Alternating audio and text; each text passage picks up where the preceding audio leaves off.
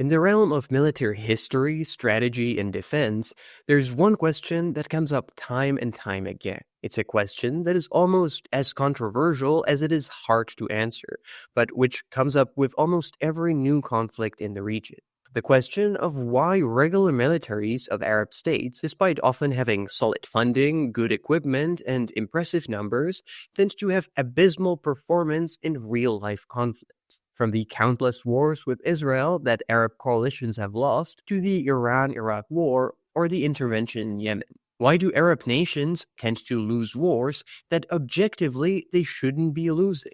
Well, I decided to find out, and to do that, I spoke with the person who studied, thought, and wrote about this very question more than anyone else, a former CIA analyst turned academic, Ken Polak. If anyone has an answer to this question based on actual evidence-based research, it's him. Since 1945, Arab militaries have very consistently underperformed. I think there are something like 80 or 90 different conflicts that Arab military forces have been involved in since 1945. I've actually got it in my book, Armies of Sand. When you look at these wars, just at a gross level, the Arab states tend to punch below their weight. So what is the answer? Well, let's take a look. But first, let's turn it around and start by questioning the basic premise. Do Arab militaries actually consistently lose wars? Or is this just an oversimplified narrative based on stereotypes and maybe a little bit of arrogance? Well, it's probably not fair to say that they always lose, but they do lose a lot more than they should, and their strength on paper is often miles away from how they actually perform in real life. There have been wars that they've won, right? Which is why I actually don't like the whole why do Arabs lose wars kind of, because they have won wars. The Iraqis famously did defeat the Iranians. There have been wars that they fought against each other and somebody had to win. But what we see very consistently from one case after another is how they underperform, how they don't do as well as you would have expected based on primarily material considerations. In addition, when you do start going in case by case, and this is why I've been working on this for over 35 years. What's really fascinating is how even when they are winning, they typically have to find workarounds around certain problems, which are just endemic to individual armies and actually across the universe of cases. In other words, it's not that they can't win wars, they have, but they often don't perform as well as we'd expect, considering their resources and manpower. So what's behind this underperformance? Well, according to Ken's 35 years of research, there are three main reasons. The first one is the economy, and from the start, that might seem kind of confusing. After all, many oil-rich Arab states, especially in the Gulf, are enormously wealthy. Literally, they're one of the wealthiest nations in the world. And over the past decades, many of them have spent countless billions on purchasing the most advanced military hardware that money can buy. But still, their performance on the battlefield has often been lackluster at least. Well, the thing is that it's not actually about wealth, as much as it's about economic underdevelopment. And the easiest, simplest way to put it is that the Industrial Revolution more or less skipped the Arab world. Right? They never really experienced it. So the Industrial Revolution is all about these wonderful machines from telephones and radios to trucks to tanks to aircraft.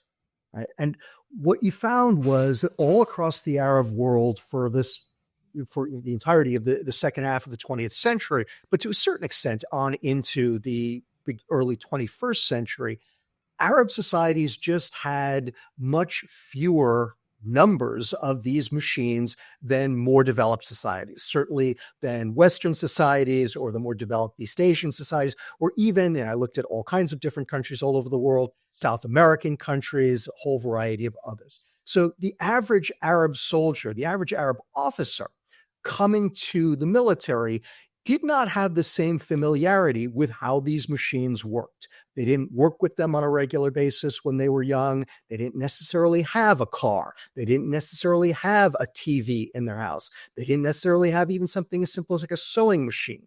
And so the understanding of how you use these machines to their optimal level of performance, how you maintain them so that they don't break down, and then how do you repair them once they have broken down was often alien to them. This lack of familiarity means that Arab militaries struggle to use their equipment effectively. So, as a result of it, what you saw, especially in the late 20th century, was just an inability of the average Arab soldier or officer to take full advantage of what weaponry did, what machinery did for industrial age warfare. And that, went beyond the simple, you had tank crews that couldn't fight a tank to its maximum ability, right? If you put them in an M1 tank, you didn't get the same performance out of that M1 tank that you would from an American crew in literally the same tank. Or if you put an Arab pilot in an F-16, they would not perform as well as an American pilot in an F-16. But it went beyond that to, much of industrial age warfare was about the interaction of all of these different machines, right?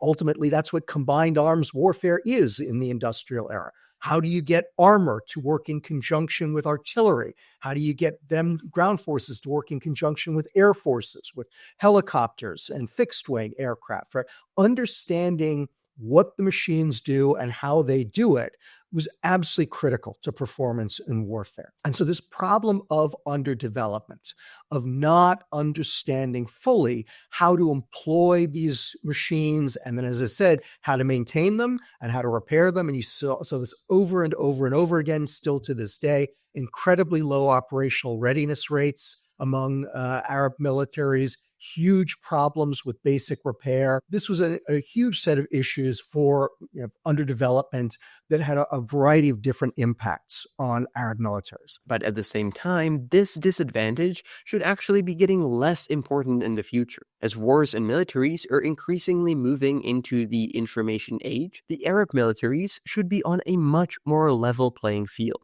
What's also important to think about is where the Arab states have been going, right? Which is we're now coming out of the Industrial Revolution, and we're now at the beginning of the information revolution, the information age. And increasingly, the critical weapons of war are information age weapons. And, there, as I said, the industrial age skipped the Arab world. The information age isn't. They are very, very conversant with many of the tools, at least the ones we have now, of the information age. I expect that this is going to help them overcome some of those problems, right? And they'll be able to exploit these technologies in ways that they really couldn't exploit industrial age technologies. And you're already starting to see that. If you're enjoying this podcast, chances are that you like to know what's going on in the world of geopolitics. And if that's the case, you might want to sign up to my newsletter. It's launching from January, it's completely free, and you can already sign up so that you receive the first edition. You can find the link in the description, so check it out and sign up to stay informed. And now, back to the conversation. The second major reason is political. Almost all Arab states since 1945 have had some form of autocratic governance, usually being ruled by either monarchs or militaries. And although we often associate strong-handed rulers with strong militaries, often it's actually the opposite. Because in these regimes, political survival and not the military effectiveness is actually the primary goal. And those two things can often be in opposition to each other. Sometimes a country's military has no other purpose other than to keep the government in power, right? It really wasn't built to fight other militaries, to fight foreign wars. And therefore, when it goes into combat, you really shouldn't expect a whole lot from it. This leads to a heavy top command structure, where generals are often chosen for their loyalty, not for their competence. Saddam Hussein's Iraq is a good example. Before the Iran-Iraq War, Saddam appointed loyal but highly incompetent generals, which was why his army did so surprisingly bad against Iran in the war. And it was only then that he was forced to depoliticize his military a little bit and allow more capable officers to take charge. Now, other militaries, other leaders do at different points in time recognize that they need to change. But as always, lots of buts here. First, some of them don't know what they're doing. right? Muammar Gaddafi does get the fact that he needs to improve his military at various points in time. He just doesn't know what the hell he's doing and doesn't know how to do it. In other places, other things get in the way. So, for instance, in Syria, the domestic politics often gets in the way. So there are a number of instances in Arab military history where they do make an effort to try to improve combat performance, but they're hampered in various ways. The final reason is probably the most complex, hardest to quantify and measure, but according to Pollack, also by far the most important: the culture. Pollack argues that traditional Arab cultural norms, particularly around hierarchy and authority, play a significant role in military performance or underperformance. Every society teaches its people to relate to one another in various ways, right? every Everyone believes that that way of relating to other people is natural, right? And assume that that's how every other society teaches its people to relate to one another. And of course it's not, right? It's always unique. And there's sometimes kind of gross similarities, but once you start digging deeper and deeper, you realize how truly unique every different society ultimately is in how it does this. And these behavioral patterns are critically important, especially in something like combat, right? When oftentimes, human beings, it's men, because the Arab armies are overwhelmed, pretty much uniformly men, they're frightened, they are in moments of enormous stress, right? They fall back on the most basic instincts. And those most basic instincts is what they have been taught to do, how they have been taught to think from the time that they were children, from the time that they were infants. Right. And so culture has a profound impact on how people behave, how armies, how soldiers, how officers do. It's particularly problematic for the Arabs because, a very important element of everyone's culture is hierarchies and how people behave in hierarchies. Right? Every society has hierarchies. That's one of the hallmarks of civilization. But everybody's hierarchy works differently. Right? There's some hierarchies that are very top down. There are some hierarchies that are very bottom up. There are some, I would say, Western society, in particular American, kind of work from the middle both ways out, right? But what's really important again about it is that culture tells you how you are supposed to behave toward people above you in a hierarchy, toward people below you in a hierarchy, toward people equal with you, toward people in another kind of segment of the hierarchy. And ultimately, militaries are massive hierarchies, right? This is how we make war. We make war as part of hierarchies. And industrial age warfare, the warfare of the 20th century, and to some extent still the case today, there was an optimal way for hierarchies to behave in combat to do best. And in particular, it called for a pretty bottom-up way for hierarchies to function, right?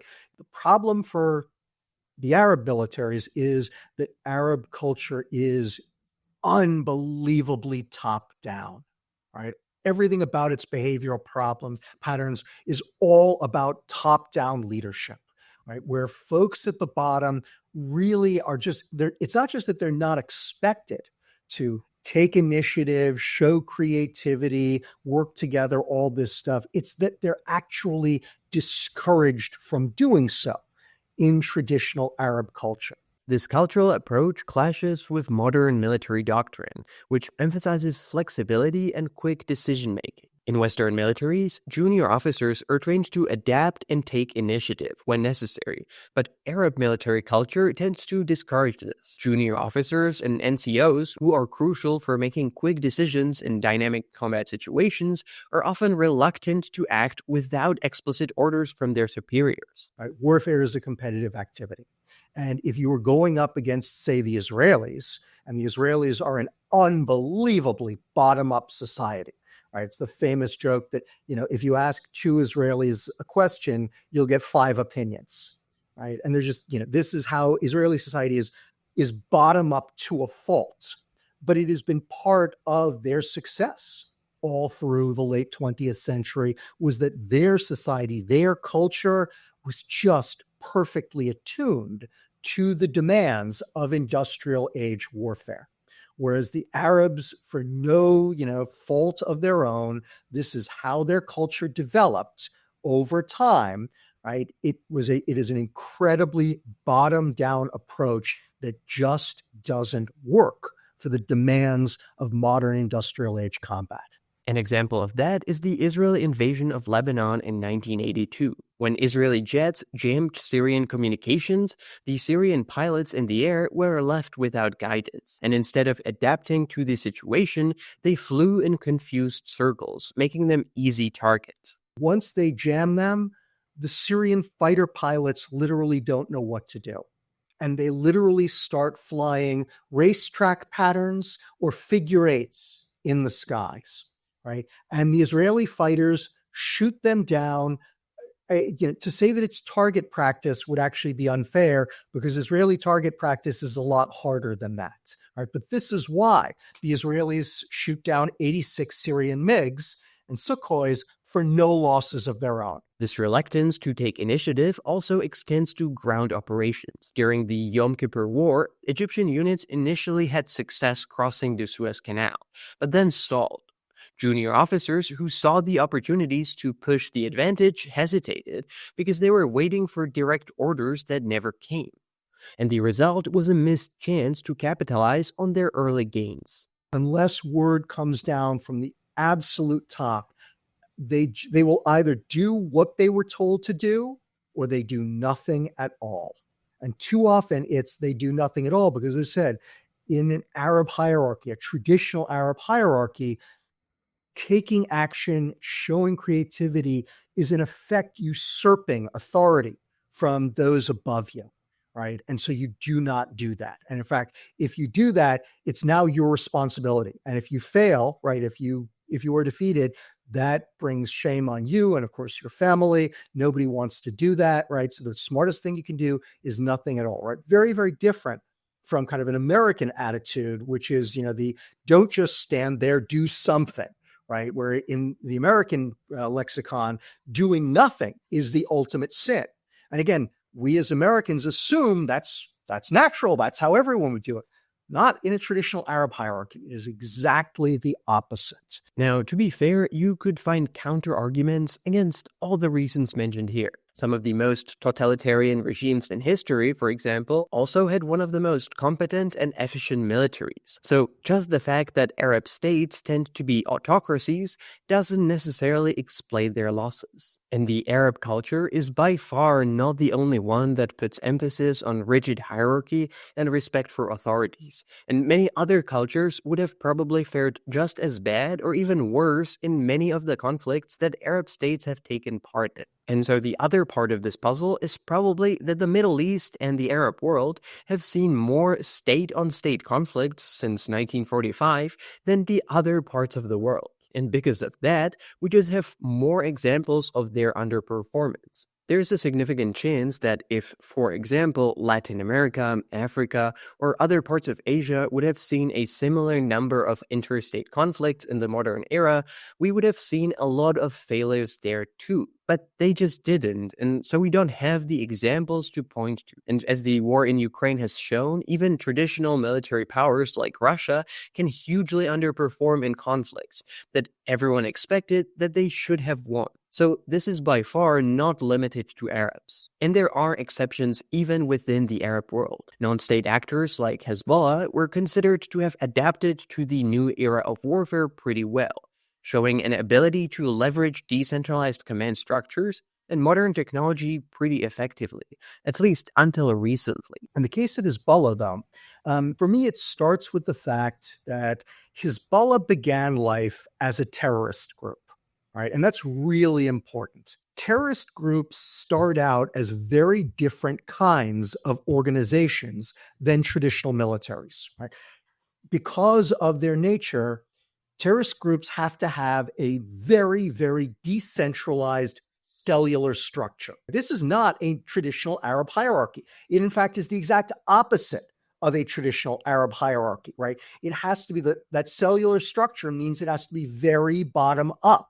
And again, that's why you're looking for people who are not, as anthropologists would put it, culturally regular, right? They are culturally irregular. They are not, the norm. So you're taking different kinds of people and putting them in a different kind of structure and then throwing them in the deep end to see if they can swim. So Hezbollah, they tend to be much more bottom up, much more willing to show initiative, act creatively, work independently of higher authority at these low levels, all of which is so critical to success on the modern battlefield. They can do all kinds of things. And again, the Israelis are superb as well, and they typically do win these fights, but they're much harder fights. And so, as warfare changes and the region embraces its new era, some of the traditional disadvantages may start to fade. But until broader structural and cultural changes occur,